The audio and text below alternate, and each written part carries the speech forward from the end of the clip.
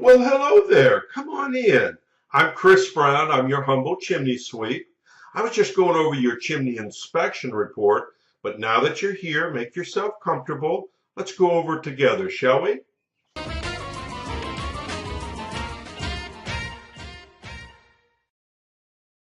Okay, now let's take a look at the inspection report and see how it reads out. This is a generic report. This is exactly what you will get, only your information obviously will be filled into all these blanks. The upper right-hand corner of the report is the legend. Each one of these initials pertain to something. A is consistent with the age of the chimney. B, see comments below. C, repairs needed. D, need further evaluation. Or E, not applicable. And they're placed into the boxes next to the parts of the chimney that can be easily identified in this diagram. And then, of course, you'll find my comments here below. Now, let's take a look at your personal report. So stay with me. Hey, Stevie, I went out to the Wrenwood Pond property today, inspected the chimneys for you. What a beautiful house. Great location, too, by the way. Let's go up on top. Let's take a look at these top views. So these are typical chimney caps, covers, chases for prefab fireplaces. Beautiful condition, by the way. You can see how nice they look. Here's kind of a close-up of the cap. Screened caps to keep the creatures out. Flashing looks good up here. Remember, there's only two chimneys, but there are three fireplaces. The reason that there's only two chimneys and three fireplaces is because your office fireplace is a vent-free system. So all it is right here is the firebox.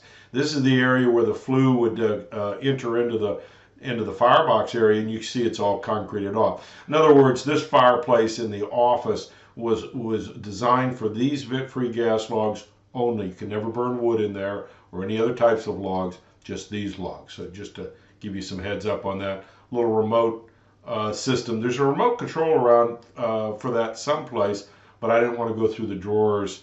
I don't do that when I'm in the house. So off on, I turned it on with that switch so you could see what you were buying. Beautiful fireplace. Let's go to the dim fireplace.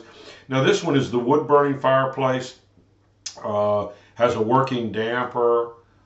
It has a gas log lighter. You can't see it underneath here, but there's actually a little wand underneath here that will establish a fire for you or keep a fire going. Remember, there's no pilot, so you're going to want to stick your Bic in there and light it ahead of time, or light some newspaper before you turn the gas on.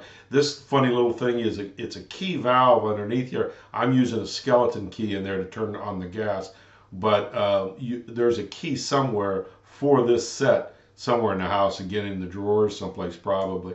Flue system needs to be cleaned, and I noted that on the system for you.